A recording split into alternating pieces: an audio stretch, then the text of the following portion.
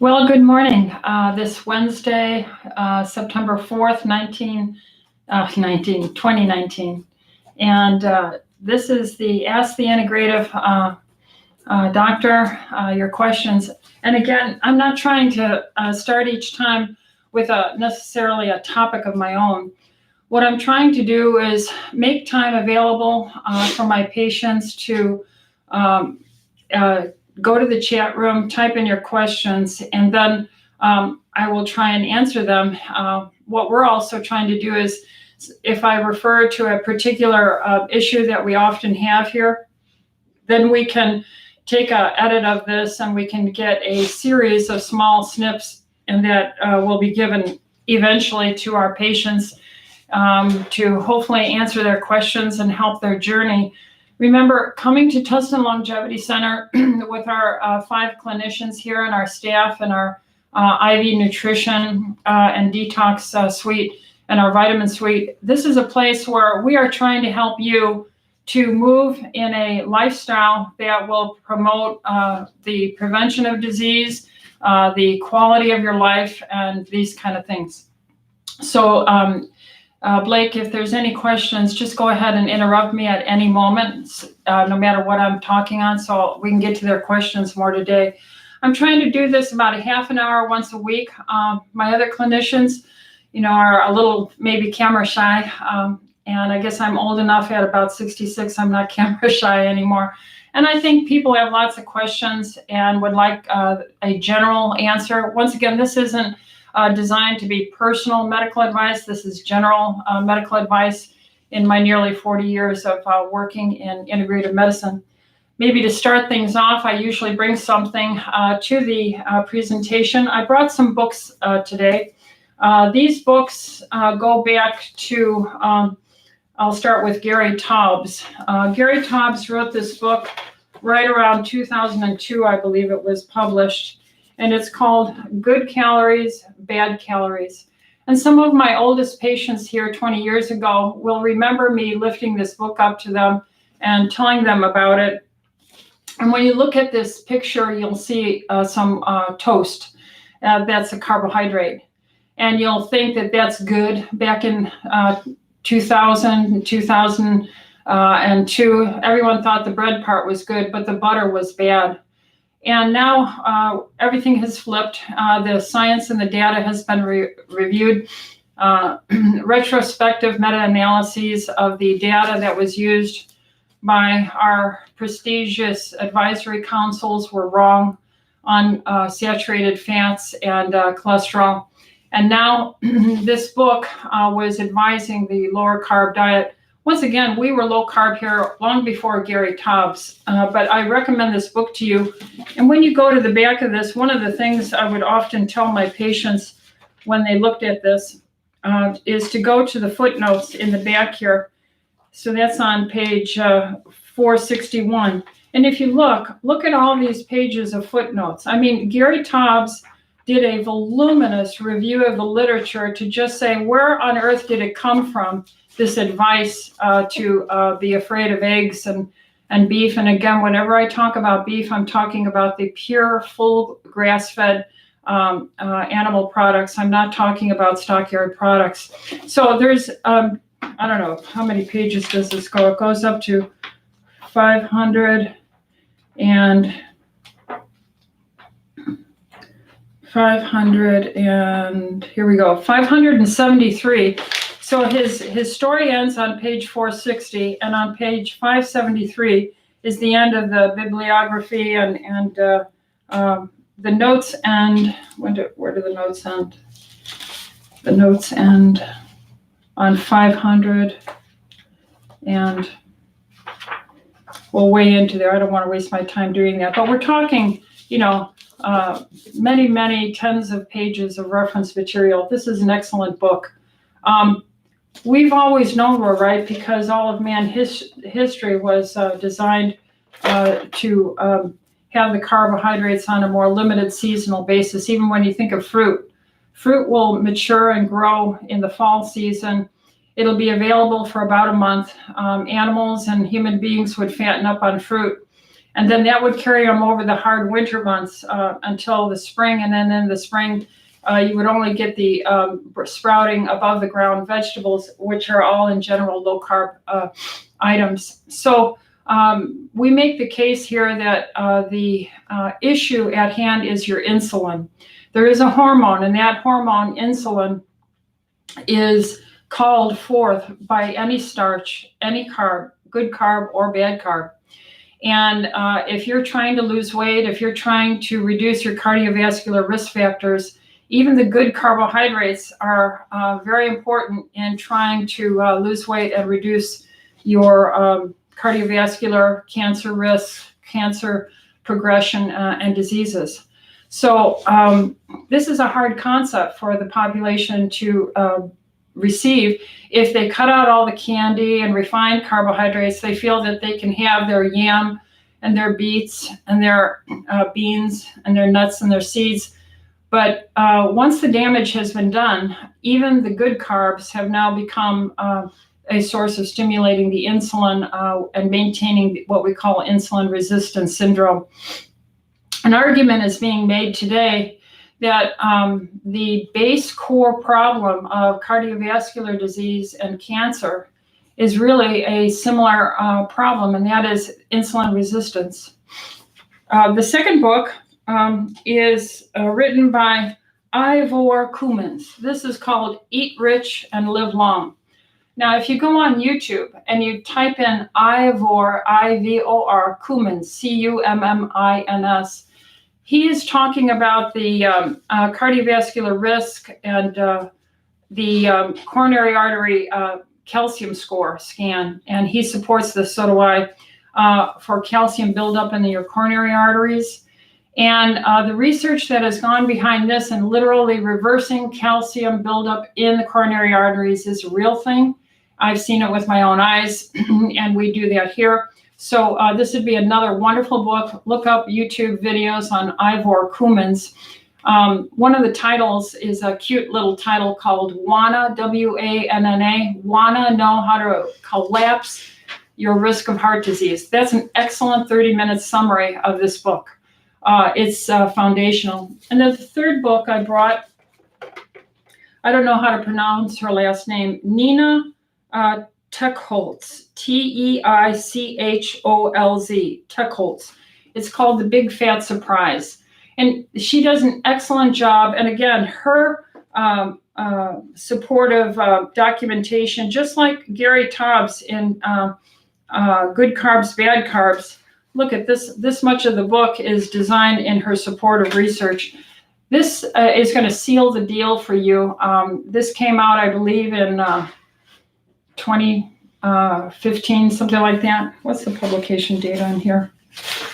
She is not a scientist, neither is Gary Taubes. They are investigative scientific journalists, and they have nailed it.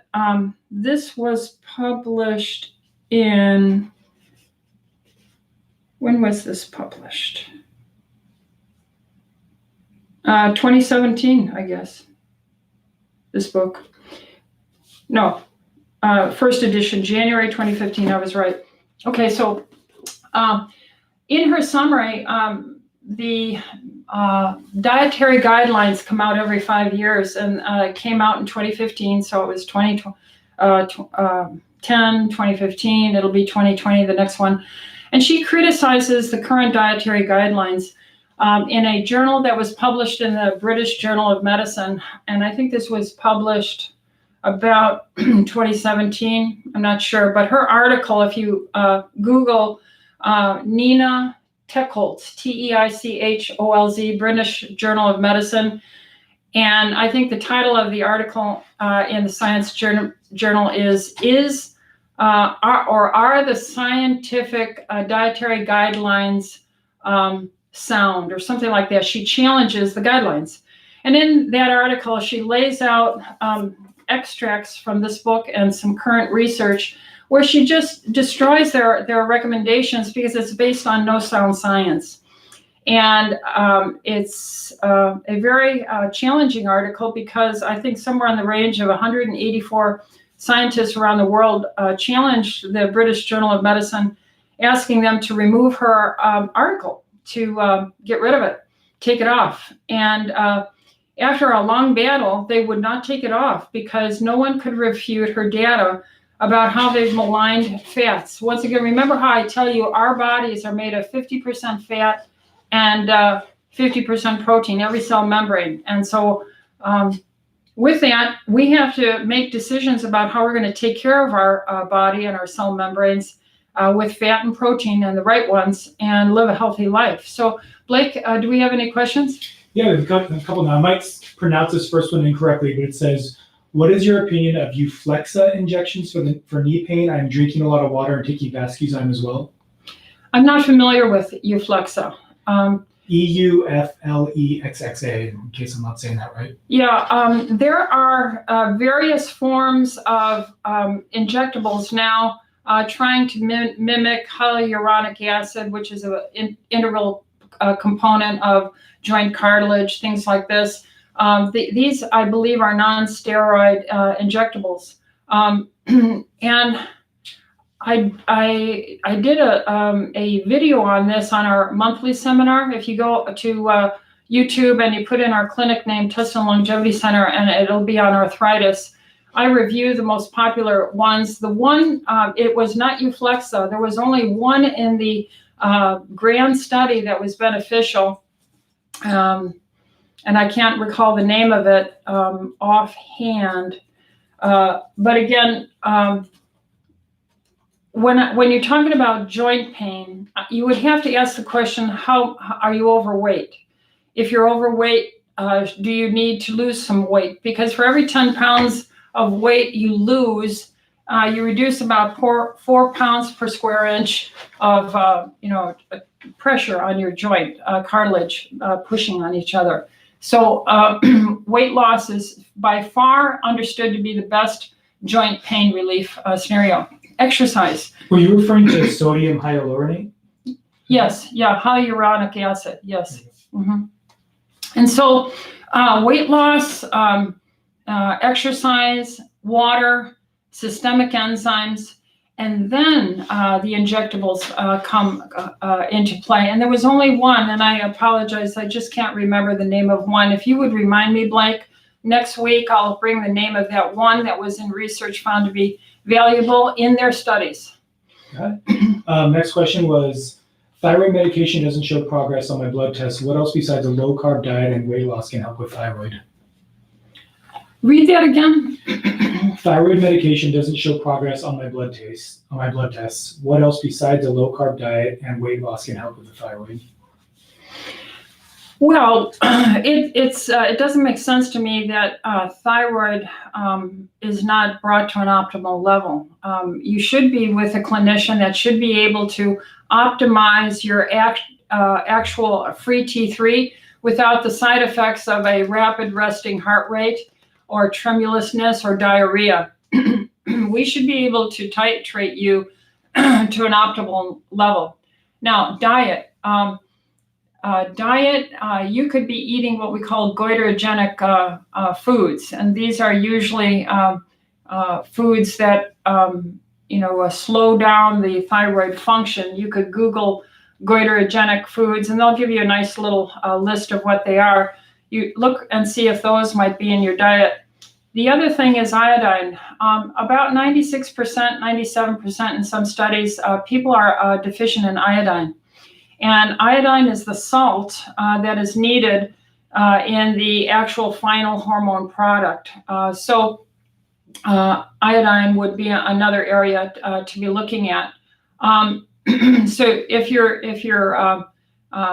ideal weight, if you are exercising, drinking enough water, avoiding carbohydrate, the goiterogenic food list that you can easily Google. Goiterogenic is spelled GOITEROGENIC, foods, okay? And then avoid those and get an iodine. What we do here is we do a 24-hour urine iodine collection. And I would say in my decades here, I have maybe seen only 2 people who had sufficient iodine. I take iodine every day of my life. I take it for many reasons. One is to prevent breast cancer, ovarian and uterine cancer. For my mental acuity, I advise all my pregnant women to be on it, so they have more intelligent IQ babies developed and so forth. So it could be one of those areas. Great. Another question here is, what's a good source of calcium if I am dairy intolerant and have a reaction to nuts?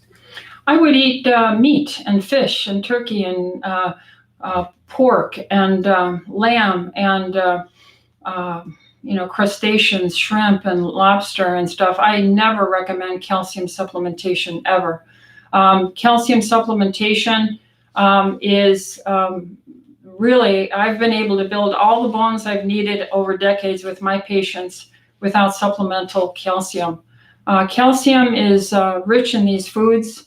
It's something that is only absorbed into the bones through the action of carrier proteins and vitamin K2. We're very deficient in vitamin K2 as a people, and that is because we've demonized meat and animal products. Animal products and dairy from animal products have been demonized in the uninformed, healthcare group. And in that food from the animal products and their dairy is a vitamin called vitamin K2, not vitamin K1, vitamin K2. So the animals are able to take the grass that they chomp on and their gut, there are many chambers of gut digestion, and change that K1 into K2. And then this is concentrated in their, muscle and in their milk products. This is very often a special food given for fertility throughout the ages to young people and young couples to promote fertility for pregnancy, successful pregnancies. So the very first cream of the year and the butters of the year are reserved for the newlywed couples for their fertility. So I wouldn't take a calcium supplementation. There are many articles, scientific journals on this that have associated that the exogenous use of calcium has found its way to be laden in abnormal areas, like deposits in the coronary arteries and tissues and lips along the bony aspect of your spine and joints. It promotes abnormal deposition if you take it in that fashion. So I would be under the care of a good integrative physician who understands that relationship of the actual need for vitamin K2 and that you don't need it as a supplement. Because I recall back in the 90s, they were starting to say, oh, take 250 milligrams of an amino-chelated calcium, like calcium glycinate or something like that. And they were all doing it, and the bone densities were lousy. Then they said, okay, double it to 500. This is their laudable advice from these dietary councils. Then we went to 1,000 milligrams of calcium. Then we went to 1,200. Then we went to 1,500. It is not the calcium that you need. It is other things that a good integrative doctor will help you. Great. Next question is, how many times per week is it okay to consume eggs? Well, we teach here a rotational diet because all of life's history, the earth turns, seasons change. We have seasonal times when fruit would show up in a limited window.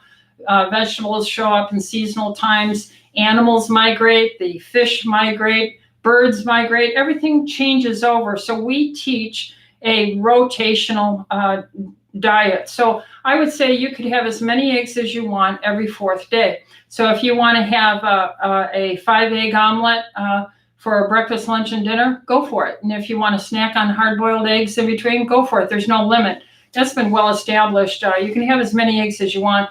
But the danger is the carbohydrates that often are mixed with an egg diet, like the potatoes or the toast or the pancakes and muffins that are served with it. When you start mixing these more refined carbohydrates with fats, then you get into trouble. And of course, they blame the fats, and it never was the fats. So enjoy it every fourth day. Great.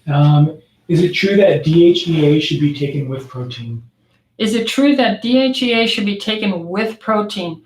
Well, I think that's way out there. I've been involved in integrative care for, 40 plus years. My dad was a food research member at Armour Foods. And so I don't ever recall that being connected, but understanding biochemistry and the relationship probably comes from the fact that DHEA is a precursor of testosterone. It's one of its precursors. It supports your adrenal gland. It supports your immune white blood cell count. And if you are trying to use it for the anabolic building strength of testosterone and muscle, then of course, yes, you should take protein to do it with. But I think as a general rule, that's not connected, but that would be the biochemical pathway that they would be referring to. Americans are not eating enough protein. They've been frightened away from it. They're following the vegan, vegetarian pathways that are most difficult to maintain in the full amino acid pattern and carbohydrate limitation. And so we are, in general, protein deficient people from the bad advice of these laudable health councils, which now people like Gary Taubes and Nina Tickholz is helping to clearly point out their errors that they cannot refute. So that's where it comes from, I think. There was another question? Yeah, we have 3 left. This person wants to know your opinion on the book, Eat Right for Your Blood Type. Eat Right for Your Blood Type was written by not Gary Taubes, Diadamo, okay? Dr. Diadamo is a naturopathic physician.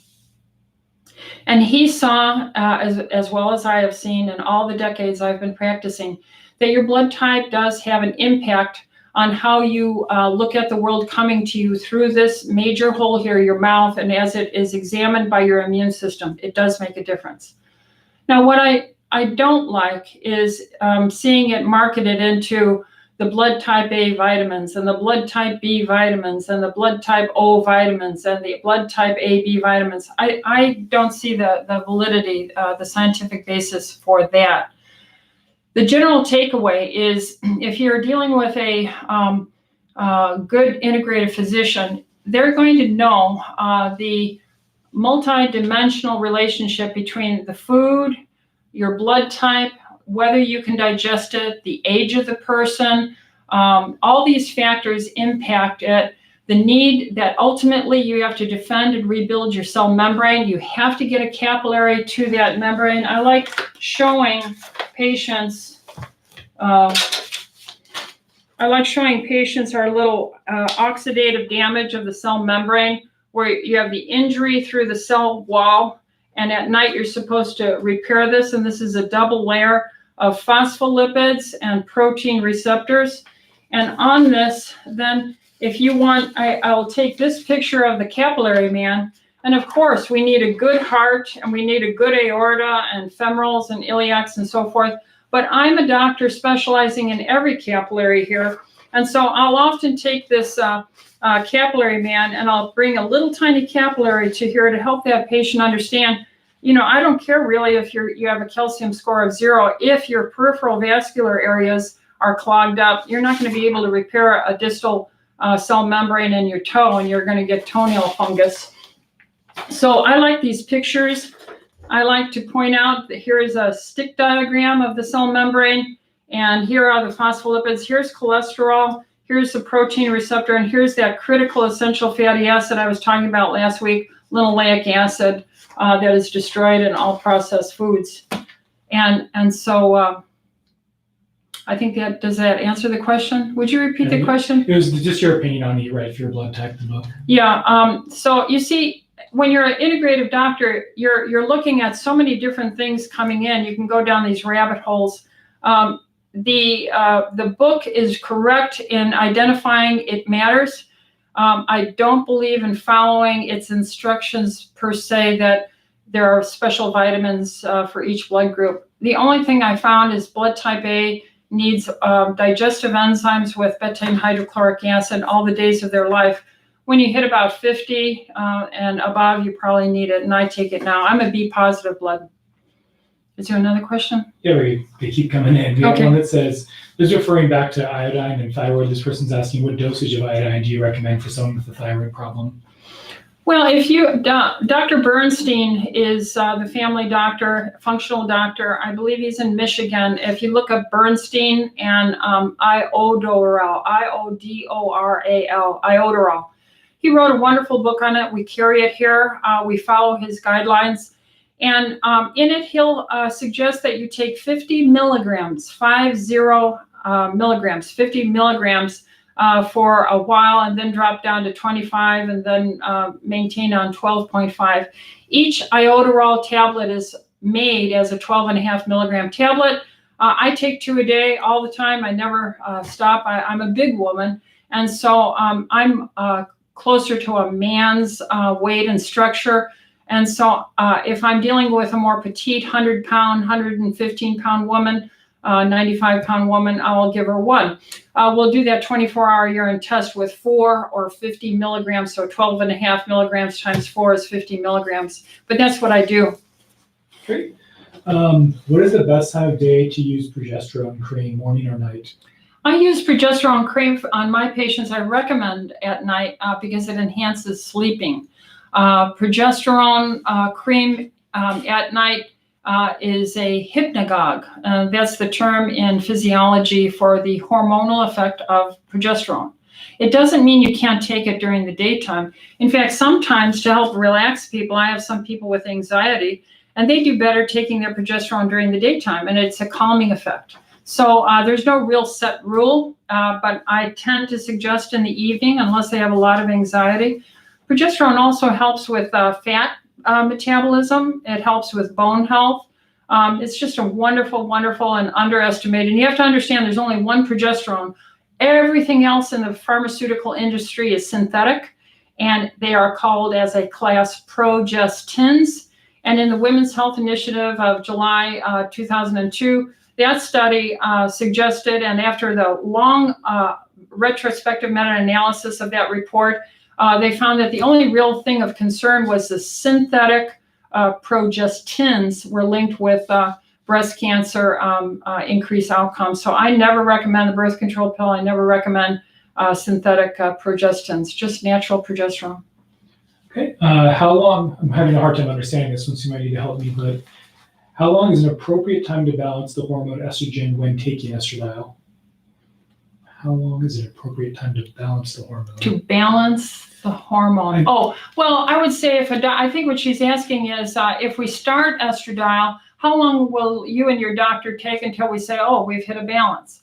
And that depends on the age you are. So for instance, I started menopause very early in life from all the stress I've been through. I was about 38, 39 years old when I ended my cycling and I had to start hormones. So if you ask then, a younger woman has more spurts of estradiol in her. If you live healthier and your lifestyle is healthier and your stress reduces, it kind of self-revives your ovaries and they start, producing more, your body produces more. If you're then working with a woman like that, it's hard for the physician to start giving you a recommended dosing of estradiol. And then there you are, and you're starting to produce more of yourself. So the younger woman is much harder to manage. Also, the transitioning woman who is in menopause, in today's world, it's more like in their early 40s to late 40s. When I was a young doctor in the 1970s, women were going into menopause clearly in their early to mid 50s. And I would have women just ending their menstrual cycle in their late 50s or even 60, 61. So we've seen stress these women. I know I'm going down a rabbit hole, but it just shows you how oxidative stress and stress is making women age too quickly. So I'm so grateful I started using my estradiol when I was much younger. So I was able to maintain my bone, get good night's sleep, help my mood, help my mental acuity, help my skin from stopping wrinkling. Because when I was a younger woman, I was a heavy smoker. I was a 1 or 2 pack a day smoker when I was a young woman until I was around 28. Because everybody in the 1960s smoked. Everybody did. So I'm surprised that I didn't wind up with a terrible wrinkling. We're almost at about 30 minutes. We have 2 good questions left if you want to try to make some time for them. Okay. But those 2 questions, the first one is, how do you feel about the Dr. Gundry way of selecting foods? And the other one is, what medical issues do you see as a result of a vegan diet? All right, those are two very challenging questions we might carry over. But Gundry, in general, I'm glad that he's pointing out that food material, their construct, what they are composed of, just like we are composed of phospholipid membranes. Plants are made of different things, and those are perceived by our body as irritants. The design of these lectins, they're called, on the outside of these, primarily the outside of these fruits and vegetables, is to repel. They're repellent for being devoured by insects, molds, and bacteria. So yes, he's very correct on that. And so I really have no problem with that at all with Dr. Gundry. Number two, the other question was, what medical issues result from a vegan diet? Vegan diet. Well, again, I was pointing out a vegan diet makes it very hard to bring in enough protein, amino acid selections. There are 8 essential amino acids and fats. So that as a person goes to just the plant as their source of food, necessarily, because all plants and vegetables and fruits are full of carbohydrates, they're going to have a challenge with stimulating the insulin hormone all the time. Now, if they lived in an earlier century in which there were no cars and airplanes, and they would have to walk, 6-8 miles a day for all their daily activities and shopping and water drawing and stuff, they probably could have kept up with that carbohydrate hit with burning it down. But today we're such an immobile, sedentary people, it becomes extremely difficult to ever see a healthy vegan, especially after about 7 to 10 years. In fact, Nina Teckholtz was a vegetarian from her early 20s for 25 years. And she addresses this very well in here. She was a diehard vegan since her early 20s to about her late 40s.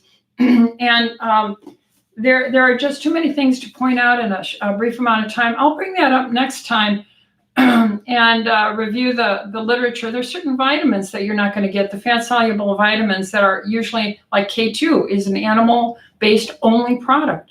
Vitamin A is very difficult. Vitamin E is difficult. Vitamin D is difficult to get. So we see vitamin deficiencies in the vegans. We see reconstruction for their body. I mean, the volume of protein you need for your trillions of cells, the volume of fat, it's really rather overwhelming. Now, yes, there's the wonderful fatty acid, linoleic acid is in nuts and seeds. It's in egg yolks. So I ask my patients, at least who are vegan, to eat eggs as well. It's a perfect food source.